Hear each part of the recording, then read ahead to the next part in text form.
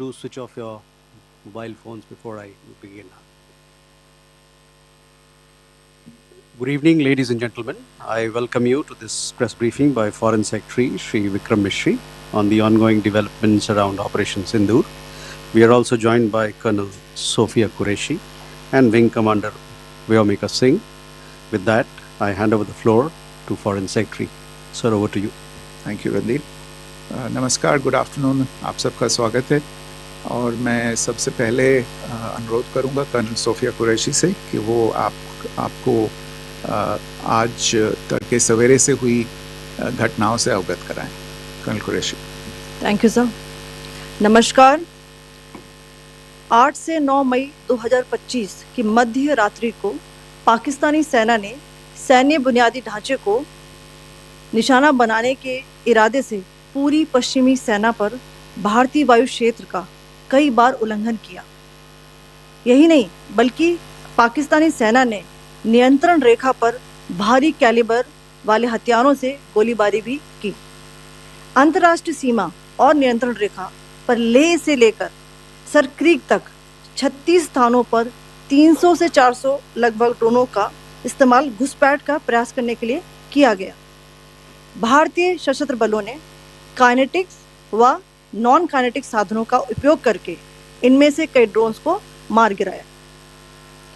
इतने बड़े पैमाने पर हवाई घुसपैठों का संभावित उद्देश्य वायु रक्षा प्रणालियों का परीक्षण करना और खुफिया जानकारी इकट्ठा करना था। ड्रोन के मलबे की फोरेंसिक जांच की जा रही है। प्रारंभिक रिपोर्ट्स से पता चलता है कि वे तुर्की के असीस गार्ड सोंगर ड्रोन्स हैं। इसके उपरांत रात में पाकिस्तान के एक सशस्त्र यूएवी ने भटिंडा सैन्य स्टेशन को निशाना बनाने की कोशिश भी की, जिसे पकड़ा गया और उसे निष्क्रिय कर दिया गया। पाकिस्तानी हमले के जवाब में पाकिस्तान में 4 हवाई रक्षा स्थलों पर सशस्त्र ड्रोन्स लॉन्च किए गए। इनमें से एक ड्रोन एडी रडार को नष्ट करने में सक्षम रहा। पाकिस्तान ने जम्मू कश्मीर के तंगधार, उरी, पुंछ, मेंढर, राजौरी, अखनूर और उधमपुर में भारी कैलिबर आर्टिलरी गन और सशस्त्र ड्रोन्स का उपयोग करके नियंत्रण रेखा के पार गोलीबारी भी की, जिसके परिणाम स्वरूप भारतीय सेना के कुछ जवान हताहत हुए और घायल हुए। भारतीय जवाबी कार्रवाई में पाकिस्तानी सेना को भी बड़ा नुकसान पहुंचाया गया। इसके अलावा पाकिस्तान का गैर जिम्मेदाराना व्यवहार फिर से सामने आया। 7 मई 2025 को रात 8:30 बजे एक असफल अकारण ड्रोन और मिसाइल हमला करने के बावजूद पाकिस्तान ने अपना नागरिक हवाई क्षेत्र बंद नहीं किया। पाकिस्तान अपने नागरिक विमानों को ढाल के रूप में इस्तेमाल कर रहा है, जबकि उसे अच्छी तरह से पता है कि भारत पर उसके हमले से हवाई रक्षा की तीव्र प्रतिक्रिया होगी। यह भारत और पाकिस्तान के बीच अंतर्राष्ट्रीय सीमा के पास उड़ान भरने वाले अंतर्राष्ट्रीय उड़ानों सहित नागरिक विमानों के लिए सुरक्षित नहीं है। यहाँ स्क्रीन शॉट में पंजाब सेक्टर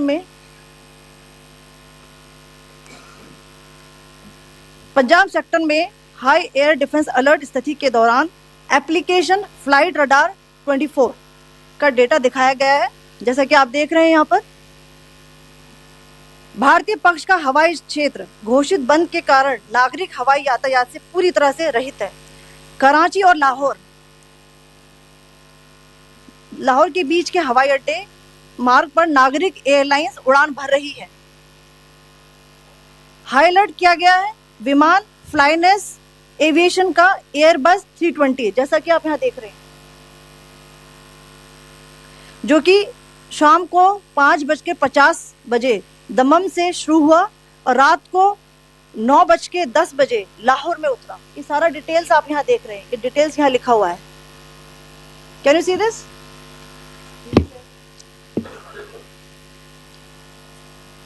भारतीय वायुसेना ने अपनी प्रतिक्रिया में काफी संयम दिखाया और इस प्रकार अंतर्राष्ट्रीय नागरिक विमान सेवा की सुरक्षा सुनिश्चित की। धन्यवाद। जय Hind.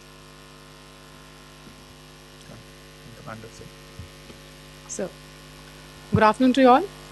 On the intervening night of 8th 9th May 2025, Pakistan military carry out multiple violations of Indian airspace along the entire western border with an intent to target military infrastructure.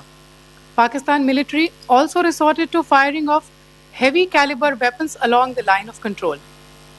Along the international border and line of control, drone intrusions were attempted from Leh to Sir Creek at 36 locations with approximately 300 to 400 drones. Indian Armed Forces brought down a number of these drones using kinetic and non-kinetic means. The possible purpose of these large-scale aerial intrusions were to test the AD systems and gather intelligence. Forensic examination of the drone debris is being undertaken. Preliminary reports suggest them to be of Aziz Guard Songa drone of Turkey. Later in the night, an armed UAV of Pakistan attempted to target Bhatinda military station, which was detected and neutralized. In response to the Pakistani attack, armed drones were launched at 4 air defense sites in Pakistan. One of the drones was able to destroy an AD radar. Pakistan also carried out artillery shelling across the line of control using heavy caliber artillery guns and armed drones at Tangdhar, Uri, Poonch, Mendhar, Rajouri, Akhnur and Udhampur in Jammu and Kashmir area, which resulted in some losses and injuries to Indian Army personnel. Pakistan Army also suffered major losses in Indian retaliatory fire. Additionally, Pakistan's irresponsible behavior again came to fore. Pakistan did not close its civil airspace despite it launching a failed unprovoked drone and missile attack on 7th May at 8:30 hours in the evening. Pakistan is using civil airliners as a shield, knowing fully well that its attack on India would elicit a swift air defense response. This is not safe for the unsuspecting civil airliners, including the international flights which were flying near IB between India and Pakistan. The screenshot we just showed and we shall share with you, it shows the data of the application Flight Radar 24 during a high air defense alert situation in the Punjab sector. As you have seen, the airspace on the Indian side is absolutely devoid of civil air traffic due to our declared closure. However, there are civil airlines flying the air route between Karachi and Lahore. Amongst the other civil aircraft that you can see, we have highlighted an aircraft which is Airbus 320 of Flynas Aviation, which was originated from Dammam at 1750 hours and landed later at Lahore at 2110 hours in the night. Indian Air Force demonstrated considerable restraint in its response, thus ensuring safety of international civil carrier.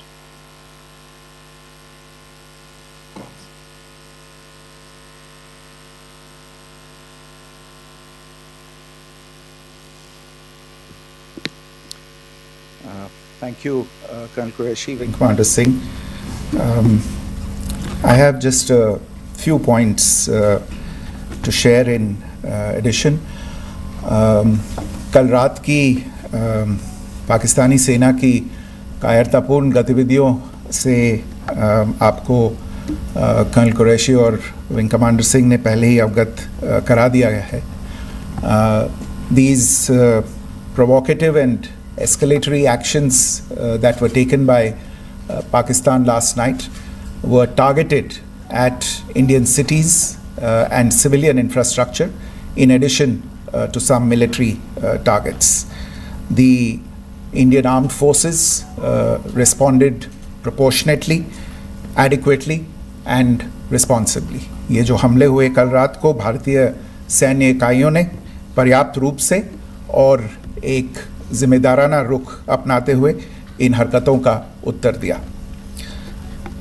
What I want to underline is that the official and blatantly farcical denial of these attacks that Pakistan carried out by the Pakistani state machinery is yet another example of their duplicity and the new depths that they are plumbing in their quest for disinformation.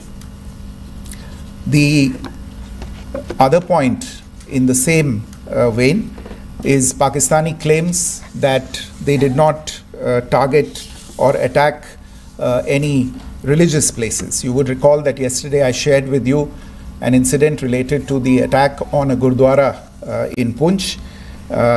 Instead of owning up to these attacks, Pakistan made the preposterous and outrageous claim that it was the Indian Armed Forces and the Indian Air Force that was targeting cities like Amritsar and trying to put the blame on Pakistan. This is nothing but a desperate attempt by Pakistan to disown its acts of aggression, but it is also true to type in its effort to deceive and mislead the world. It will not succeed. The Gurdwara in Poonch in particular was attacked by Pakistan, and some local members of the Sikh community, including a Ragi of the Gurdwara, lost their lives in this incident, as I shared yesterday. TV पर आप इस हमले के चित्र देख सकते हैं.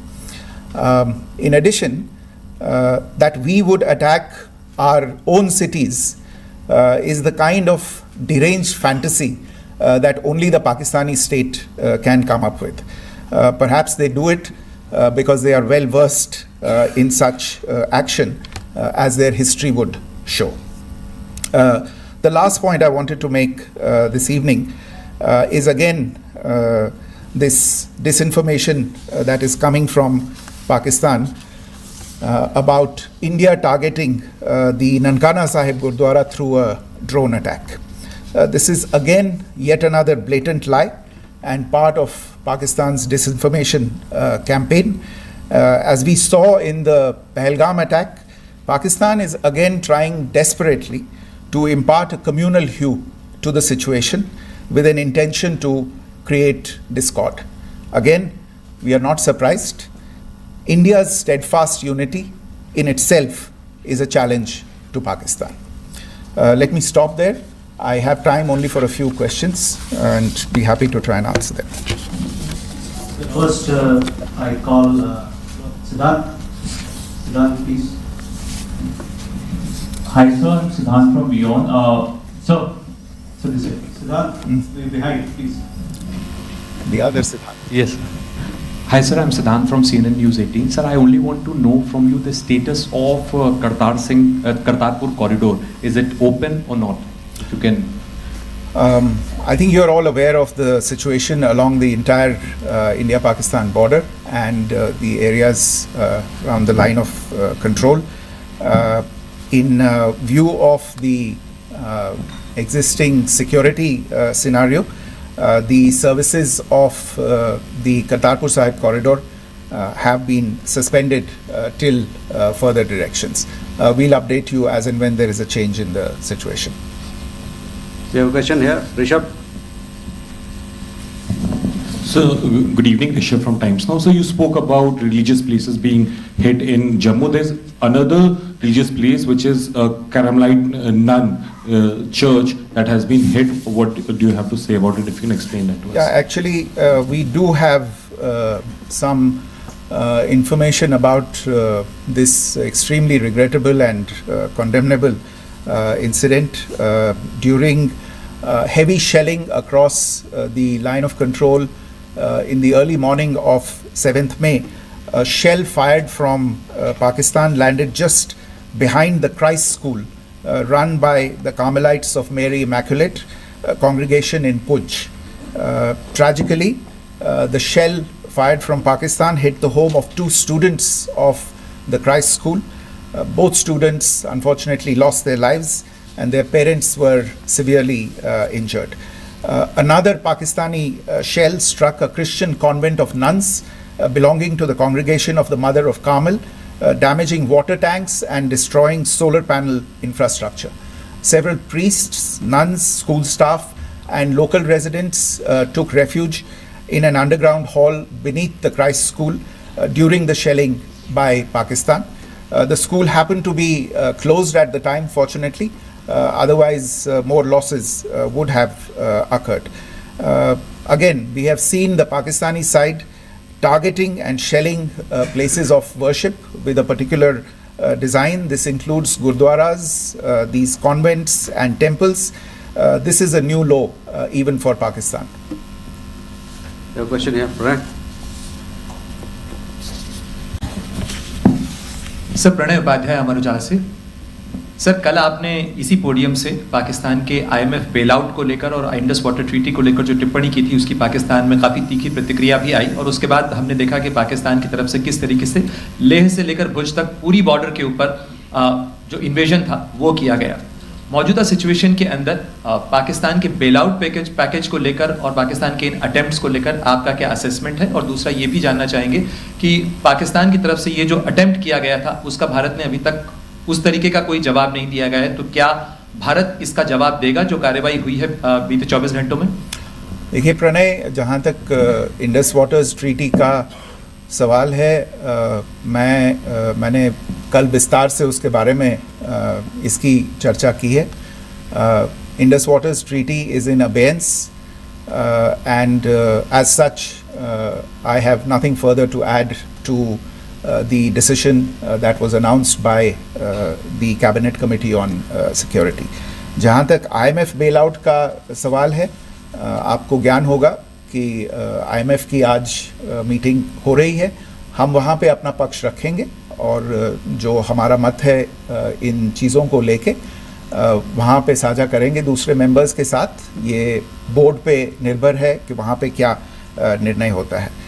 और जहाँ तक जो कार्रवाई हुई है उसका जवाब देने का जो आपने जो प्रश्न उठाया है, जो आज ब्रीफिंग हुई है, जो आपको सूचना मिली है, मैंने भी कहा है कि जो आज सवेरे तड़के सवेरे जो गतिविधियां हुई, भारत ने उनका एक जिम्मेदाराना पूर्ण तरीके से और एक पर्याप्त तरीके से उसका जवाब दे दिया है। सिद्धांत? Hi sir, Siddhant from Beyond. Sir, the External Affairs Minister has spoken to many of his counterparts around the world. Yesterday he spoke to the US Secretary of State Marco Rubio. So what were the key areas of conversations during that call? Yes, the minister had a conversation with the US Secretary of State. As you can imagine, the focus of discussions was the terrorist attack in Pahalgam and the response that India mounted after that on the 7th of May. The Secretary of State shared his thoughts on these developments with the minister. The minister deeply appreciated the US's commitment to work with India in the fight against terrorism. And he also underlined the targeted measures that India had taken in connection with Op Sindoor. The minister also underlined that India would firmly counter any attempts at escalation from there. But in follow-up to that, as you are aware, there have been a number of other conversations. The minister had a conversation with the UK Foreign Secretary, David Lammy, today. There too, the discussion centered around countering terrorism, for which there must be zero tolerance. And I understand just a short while ago, the External Affairs Minister has also spoken to the Foreign Minister of Norway, Espen Barth Eide, which was also focused on recent developments stemming from the terrorist act in Pahalgam. One last question, Sudhi. Sir, Foreign Secretary, thank you for doing this. Sudhi Ranjan from Bloomberg. Foreign Secretary, India had struck Bahawalpur the other day, which is also connected with the murder of one of us, journalist Daniel Pearl. If you could give us an understanding of what exactly are the reports that you're getting. You're right.